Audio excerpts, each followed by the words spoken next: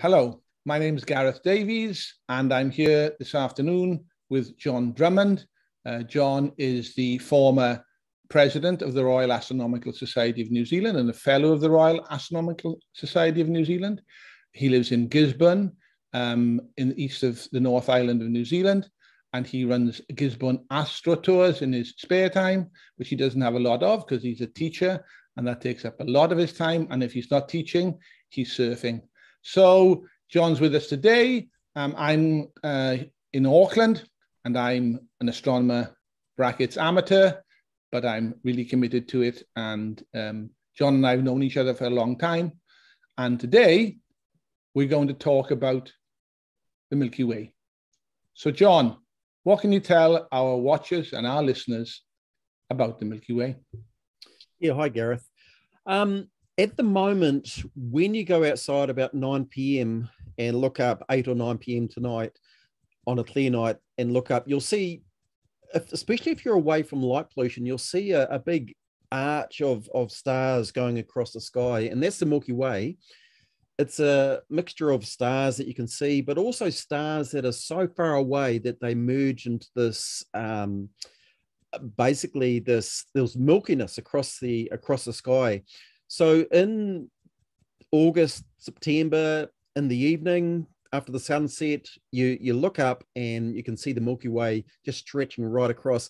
In New Zealand, we're really fortunate down here that the heart of our galaxy, the Milky Way galaxy, actually slides right overhead. So we're in a fantastic place to see it. So if you can get away from light pollution, that terrible thing, light pollution, probably the easiest form of pollution to fix, get away to a beach or somewhere out in the country, look up and enjoy the Milky Way on a moonless night. So for our listeners and viewers in the Northern Hemisphere, are they unlucky to be there for the night for the Milky Way? Yeah, I do hate to say it. The best place is in the Southern Hemisphere at the latitude of about 35 degrees south. Around about that 35 to 40 degrees south, you then see the heart of the galaxy basically overhead. I remember I was in Hawaii a few years ago and saw Scorpius and Sagittarius, especially Sagittarius, where the heart of our galaxy is, basically rising in the southeast, coming up above the south and then setting into the southwest. And it wasn't very high in the sky. You know, it was reasonably high, but certainly nothing like down here in New Zealand where it's sliding right overhead. So with the Milky Way, what we're seeing is it's our own galaxy. It's our own city of stars, as it were. And astronomers, when people used to look at the Milky Way, they called it the road of milk, basically, and they had different cultures had different ideas about what the milkiness was. Some were saying it was a cow running across the sky, and milk was coming out of its udder. Others that a lady was breastfeeding a baby, and the baby was taken from her, and her milk splattered across the sky. So different views about what the Milky Way is. Over time, astronomers have looked at it and thought about it, photographed it, and so on. Back in the early 1900s, there was a big debate going on about what the Milky Way was. If it was the whole universe as we knew it, and there were what was called spiral nebulae, and these were like in this photograph just behind me that I photographed from Gisborne here. They look like spirals and maybe patches of nebulosity in the sky. So there was a big debate, particularly between two astronomers called Curtis and Shapley, and Shapley's crew basically were saying that these spiral nebulae were part of our Milky Way galaxy, part of our universe, and the universe is pretty small. Curtis, on the other hand, was saying, hey, maybe these are galaxies like our own galaxy, but they're a long way from us. And fast forward a few years, and in the 1920s, Edwin Hubble was photographing stars, photographing the Andromeda Galaxy, searching for novae, and he saw these Cepheid variable stars, and they were changing in brightness over time. And the interesting thing about Cepheid variable stars is as they change over time, brightness over time, it gives us a luminosity indicator. And based on that and the stars that he observed, he was able to prove that galaxies like spiral nebulae that we see in the sky are actually galaxies in their own right. Well, that's interesting because I know that it was in the 1920s that Hubble identified through the Cepheid variables that Andromeda must be a separate galaxy. How many light years away did he think it was? Was it 2 million? Well, now we know it's around about 2.3 million light years away. He didn't quite get the calculation right, but the interesting problem was, from memory, he thought he was looking at Cepheid variable stars, but he was looking at our Lyrae stars, and they have a different luminosity relationship to time. And he was thinking they're Cepheid, so came up with a different figure. But the key point was that he proved that the Andromeda Galaxy wasn't local, but it was actually another galaxy out beyond the Milky Way Galaxy. Well, it's interesting that my father-in-law, who is 98, when he was born, the general feeling in this world was that there was only one galaxy. Most people tended to believe that. And now, and he's still around, people believe that there are 200, 300 billion galaxies out there as a consequence of the Hubble Space Telescope, Hubble again leaping up. So it's quite amazing that in one person's lifetime, we've gone from thinking there was one galaxy to thinking there are at least 200 to 300 billion. And that's quite an error to say 200 or 300 or 400 billion.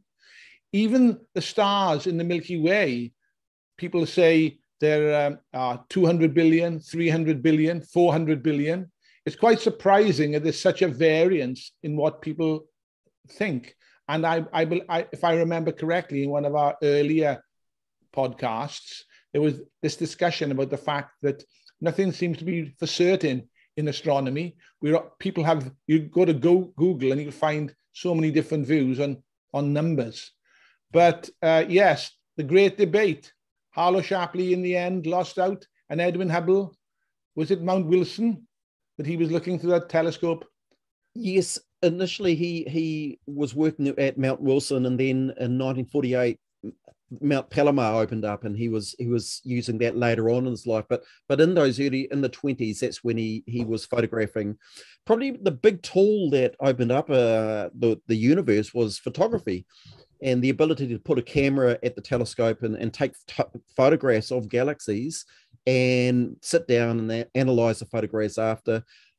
Hubble would take photos of many galaxies and basically analyze them and realize that galaxies have different shapes and sizes and things like that. He came up with what is known as the Hubble tuning fork diagram and realized that galaxies are basically spiral galaxies or elliptical galaxies or irregular galaxies. So our Milky Way galaxy is what is known as a barred spiral galaxy. Basically, imagine that it's like back in the old days for fireworks, you used to have a Catherine wheel, and it was maybe about that long, a tube full of gunpowder, and you'd light both ends, nail it to a post, light both ends, and then it would spin around. And as it spun around, it gave a nice resemblance to a spiral galaxy with the bar in it. So our galaxy, astronomers think there's roughly around about 200 billion stars in a galaxy, 300 billion, 400 billion there. The numbers have gone up with the discovery of more red dwarf stars in recent years. Our galaxy is about 120,000 light years across. So light traveling at 300,000 kilometers per second, or roughly 7 times around the world in 1 second, takes 120,000 years to go across our galaxy from one side to the other. And remember, that's just our own galaxy. And like you say, Gareth, there's hundreds of billions of other galaxies out there. In fact, I was reading just an article today, and it said that astronomers are now thinking there might be up to 1 trillion galaxies out there. Yes, it never ends. Yeah. And I guess when the James Webb Space Telescope goes up there, that number will extend to 2 trillion or 3 trillion. You know? Yeah.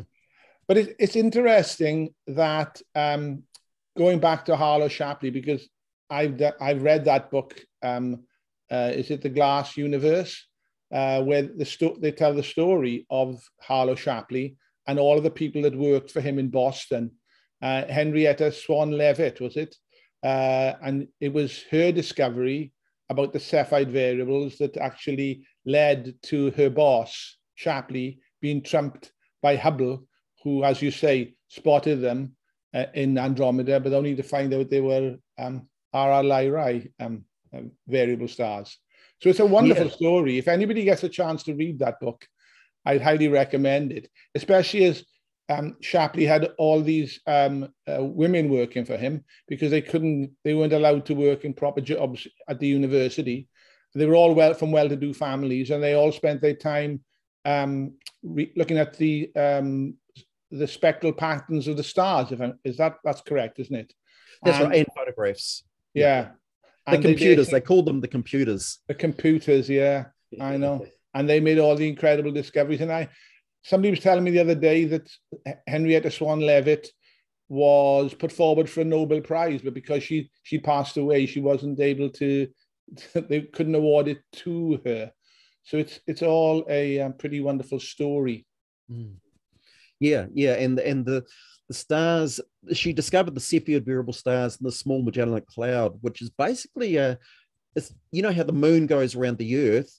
Well, there's 2 galaxies that are easily visible to the naked eye in the southern hemisphere called the Clouds of Magellan.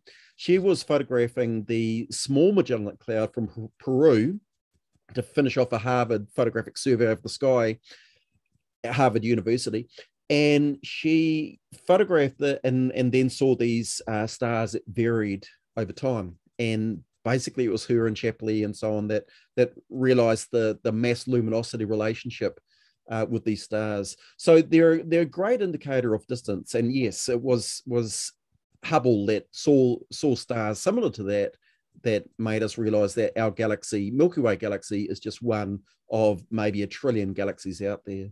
And isn't there a Henrietta Swan Leavitt law related to the propagation of light? Oh, I don't know about that one, Gareth. Not sure. Oh, well. That's your homework, John, when you go home. Yeah, that's right. To look that up. And of course, Harlow Shapley was in the company of what's her name? Cecilia Payne-Gaposchkin, when the letter came saying that Hubble had spotted the Cepheid variables in Andromeda and that he had been gazumped. And the reason I bring that up is that our good friend John Hernshaw actually knew Cecilia Payne-Gaposchkin, she was not a computer. She actually became the first professor, I think, of astronomy at Harvard University. So he knew her when he was at Cambridge. So there's a link. We're only 2 steps away from Edwin Hubble. So, sorry, what was her name, Gareth? Cecilia Payne-Gaposchkin. Okay. She wasn't Russian. She married a Russian called Gaposchkin. She was actually from the Chiltern Hills in the United Kingdom. Yeah. And she went to America because there was no future for her as a woman astronomer in the United Kingdom. And it was only Shapley who was, even though he had so many people working for him who were not well paid, he was a champion of women's rights in astronomy to a great degree. And it was through him that there was Henrietta Swan Leavitt. And of course, the woman with the wonderful name, Annie Jump Cannon. Yes. Yeah. And then Cecilia Payne-Gaposchkin. They all had the most wonderful names. Yeah. So, John, the center of our galaxy, a black hole, is that right? That's right. The astronomers believe there's a black hole with the stellar solar mass of 4.3 million solar masses. So our sun is one solar mass, whereas this black hole is equivalent to 4.3 million suns worth of material contained in the black hole. Now, how we know there's a black hole there is we can't actually see to the heart of our galaxy, but the great thing is that infrared and radio telescopes can actually see through the interstellar dust and gases and so on into the black hole region. And we can't see the black hole per se, but we can see the evidence of stars being pulled in by the black hole and orbiting the black hole. In fact, there's one star called S2, and it comes in on a very elliptical orbit, comes to within it's about 17 hours light hours from the black hole, and then goes out to 10 light days from the black hole. And based on this star S2 and other stars and gas and how they're being affected, astronomers can then determine the size of the black hole. So we know it's roughly about 4 million solar masses. Not a big black hole compared to other galaxies. I mean, there's some galaxies there which have black holes which are literally, I think it's thousands of millions of solar masses in size. Like there's a major one in the heart of Measure 87. So yeah, we do know there is a solar mass, a black hole at the heart of our galaxy. Is that a black hole or a supermassive black hole? Well, I guess you could call it a supermassive black hole. It's the biggest one in our galaxy. I've noticed there's a differentiation these days. People now talk of supermassive black holes. I was wondering what the difference might be. Yeah, don't know. One is supermassive and one is only massive. Yeah. But it's certainly massive, but compared to other galaxies, not nearly as big as other galaxies. So the interesting thing about astronomy is people think we just use optical telescopes, like you see in the cartoons, people looking through telescopes. But today, well, for many years, especially since the war with radar and so on, radio telescopes have been developed, and we can actually peer through the interstellar gas, and with wavelengths of 23 centimeters, we can actually determine the shape of the galaxy, that we've got spiral arms, how fast they're moving, and just a lot more about our galaxy. So now we do think it's a barred spiral galaxy. Off each end of the bar, there's 2 main arms, and those are called the Scutum Centaurus arm and the Perseus arm. Scutum meaning shield. Yeah, well, so basically constellation. And we don't actually sit in either of those arms. There's another arm coming off called the Sagittarius Arm. And basically it's between the Perseus arm and the heart of our galaxy, the center of the galaxy. And there's a little spur that comes off. It's kind of like a tree. Imagine, a main branch, then a little branch and so on. Well, there's a little spur that comes off the Sagittarius arm called the Orion spur, and that's where our galaxy is. When we look towards the heart of our galaxy, we're looking toward the Sagittarius arm and into the heart, basically towards the halo of our galaxy. And we see the Centaurus arm coming away from the other side, coming to the side of the hub. And in the summertime, for New Zealand, that is, in summer, we look in the other direction away from the heart of our galaxy, and we're looking into the Perseus arm, and that's when we see the summer Milky Way that we see. So Andromeda, we've been knocking the Northern Hemisphere in terms of not being able to see the Milky Way particularly well. What I will say about the Northern Hemisphere is it has the most wonderful views of Andromeda. Ours are pretty poor, I must be honest, but in the Northern Hemisphere, it's just astonishing to look up and see it almost naked eye in dark sky spots. Yep. But with binoculars, wow, I saw it first in Scotland when I was at a dark sky conference there, and it was absolutely stunning. So people in the Northern Hemisphere, that is truly a magnificent thing when you think how far away that is, how long ago the light left that galaxy. And actually, we've had a question come in from Mary Matthews in Oripew on Waiheke Island, and she wanted to know when was it likely that Andromeda would collide with the Milky Way, and what might the effect of that be? Yeah, great question. Thank you, Mary. So for every second that we've been speaking on this podcast, the two galaxies, the two main galaxies in our local group of galaxies are the Andromeda Galaxy, which is basically bigger than the Milky Way Galaxy, and the other galaxy is our galaxy, the Milky Way. So because they're large, they have a gravitational effect on each other, and they're pulling each other towards a common center at 120 kilometers per second. So every second, they get 120 kilometers closer and closer and closer. Now, the Andromeda Galaxy is roughly around about 2.3 million light years away. So when we look at it, Gareth, when you're looking at it with binoculars, that light left that galaxy 2.3 million years ago.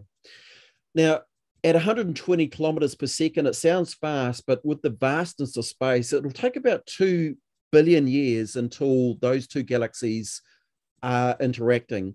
And astronomers believe, well, there were two brothers, the Toomri brothers in the 1970s, and they did a lot of research on interacting galaxies. And there's been a lot more since the Toomri brothers. How you spell it is Toomre, Toomri brothers. And they saw other galaxies in our universe that looked as though they were interacting.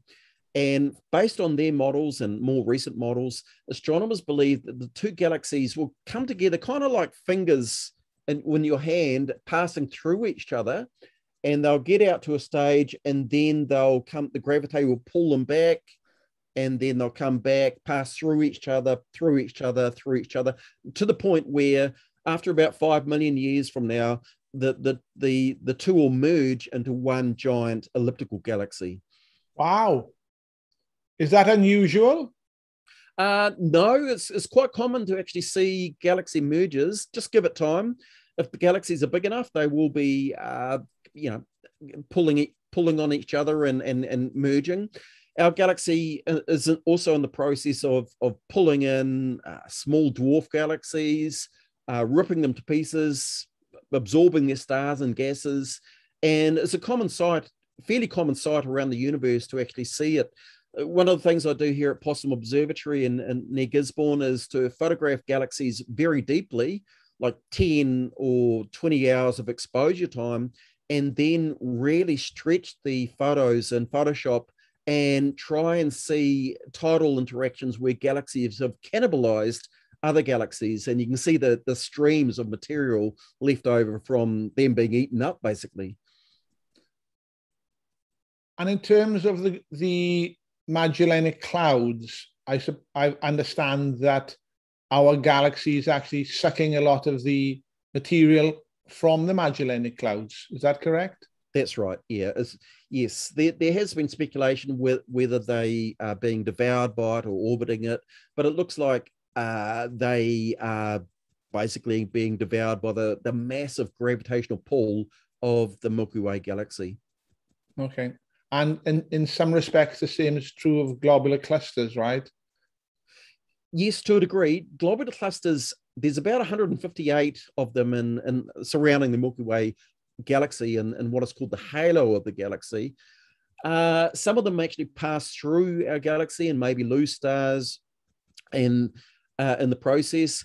But the funny thing about globular clusters is they're ancient. They're about 12 billion years old, 12 to 13 billion years old. They're some of the oldest things in the universe that we know of.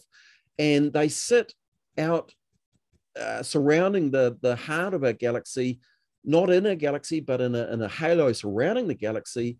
And they've been there for billions and billions of years. And yeah, some of them slowly do get eroded away, but no, they've been there a long time. We actually, looking at other galaxies, we see that other galaxies have up to several thousand globular clusters around some of the more massive galaxies. So they're a really interesting fossil, really ancient. Right. I've got a question here about the Milky Way from Kim Wesney in Oneroa. Also from Waiheke Island. We've got a lot of supporters in Waiheke Island. And she would like to know, are there any stars in the Milky Way named after New Zealanders? Rutherford? That's a tricky question. There are certain societies and groups that do sell star names to people. But as far as the International Astronomical Union, which is like the UN of astronomy in the world, they're not recognized as such. So, yes, there might be some viewers or listeners out there who do have stars. They've purchased the right to have a star named after them. But, yeah, as far as professional astronomy is concerned, they aren't recognized by the police of astronomy, as it were. Now, John, we've been mentioning the police a number of times so far, but in fact, I'm correct, am I not, that you actually hold a position within the force? Yeah, just recently I was asked to be the national outreach coordinator for the International Astronomical Union. So that's a great honor. But basically, it's to do with publicizing astronomy, which is part of these podcasts. And encouraging societies to have public nights to get people up to the telescope and have a look, to spread awareness of light pollution and trying to mitigate the effects of light pollution, to be wise with placing street lights and especially security lights, pointing them down and so on. So yeah, it's really neat to be part of the International Astronomical Union. So they're a police force, but a benign police force. Yeah. It was them that demoted Pluto in 2006. Yes, well, from what I understand, as you've told us before, that was the right thing to do. Yeah, that's what we expect from our police. And of course, John Earnshaw, that well-known friend of Cecilia Payne-Gaposchkin, another New Zealander of note, he was the was it the vice president of the IAU? Yes. Until very recently. That's right.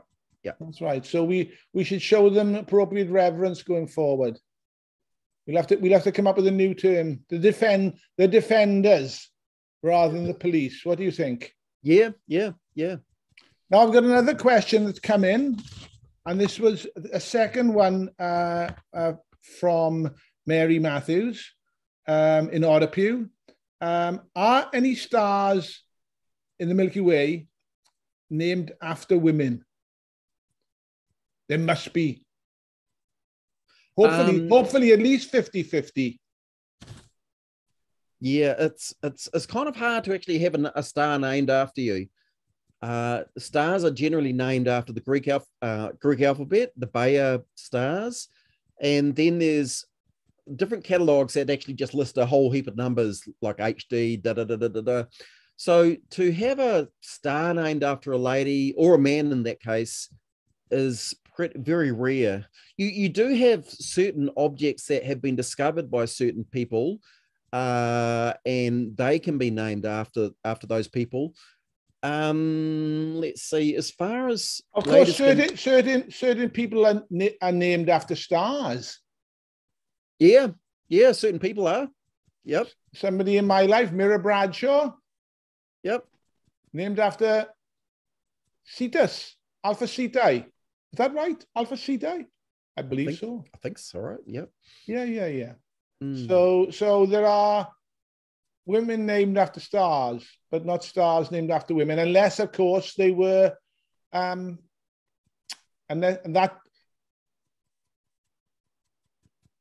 unless they were Greek goddesses. Yeah, that's right. But I must admit, as far as the Milky Way is concerned, there have been a lot of female astronomers who have been very influential in our understanding of the Milky Way. in these studies of the Milky Way and the theory hypotheses they come up with, theories, proof, basically.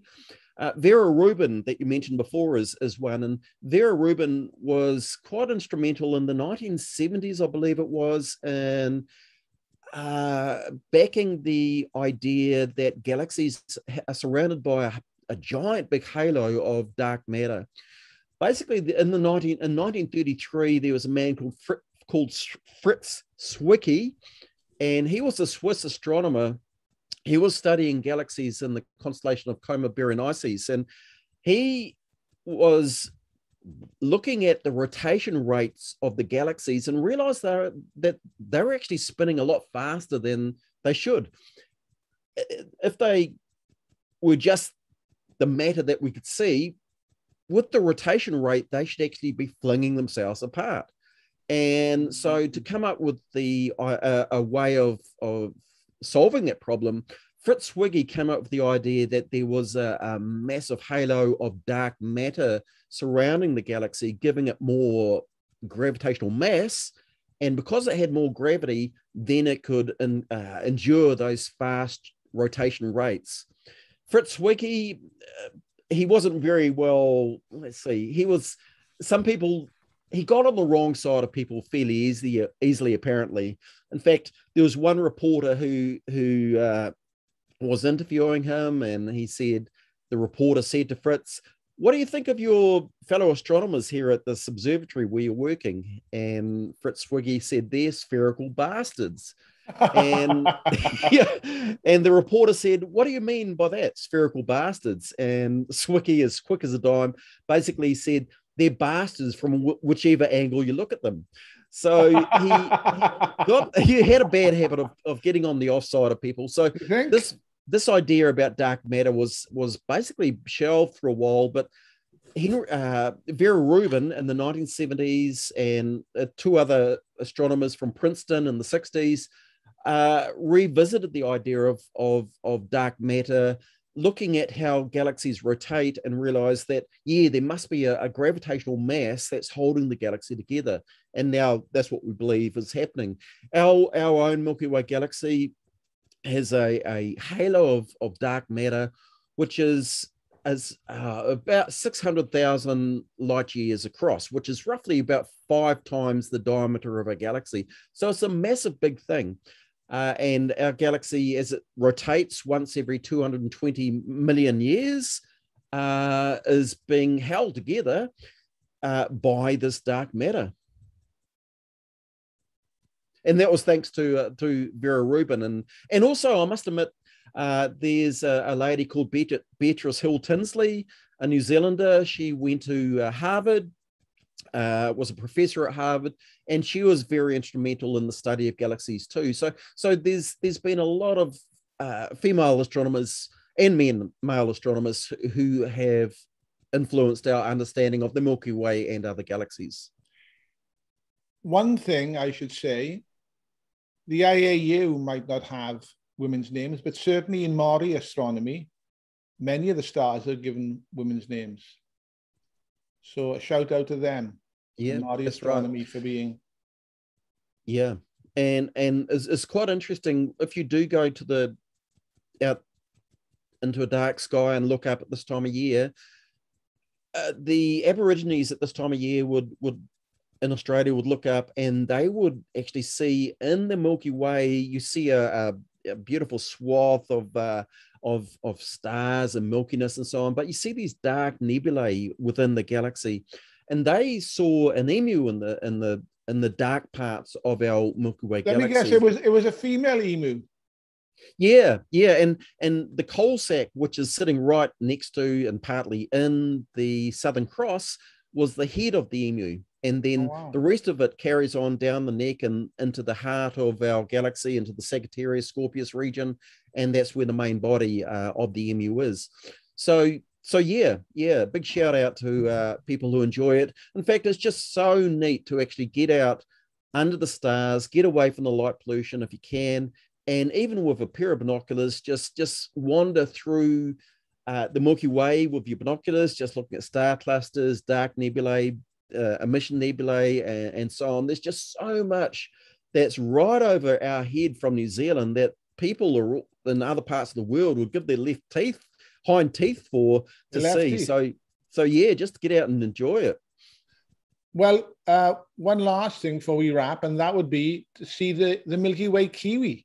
Now, that is truly something. And once you see it, every time you look at the Milky Way, you look for it. I certainly do. And that is truly stunning. So you've got the emu, and you've got the Milky Way Kiwi. That's right.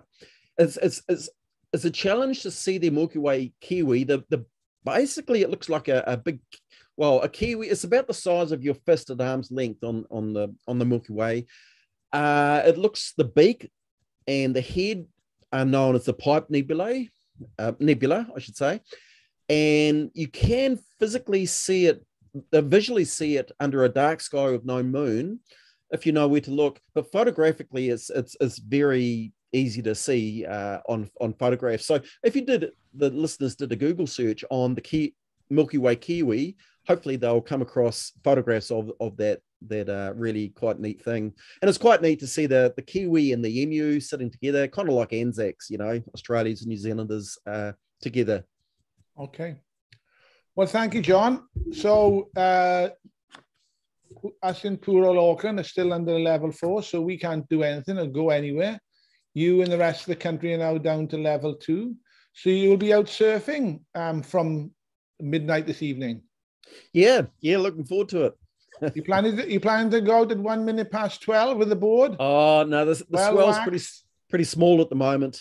So maybe in a few days we'll get a new swell. Okay, so you'll be having your restaurants open and walking along the promenade and having fun. Yes, and back to school on Thursday. So is that right? Back to reality. Is everybody fully vaccinated? Are you fully vaccinated? I've got one more jab to go.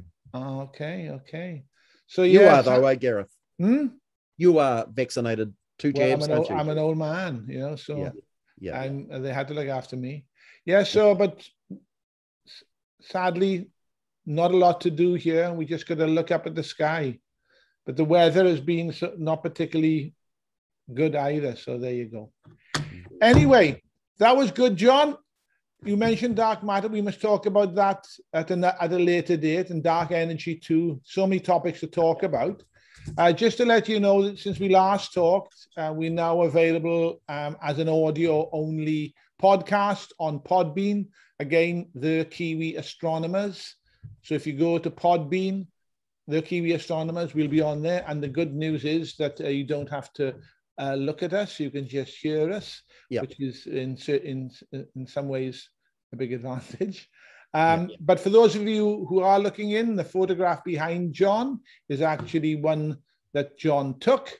And what are those 2 things that look like Catherine wheels? Is that a firework display at your house last bonfire night, or is it a bit further away than my house? These are 2 galaxies in the constellation of Leo Major. They're known as Messier 65 and Messier 66. So beautiful, basically spiral type galaxies, and many tens of millions of light years away.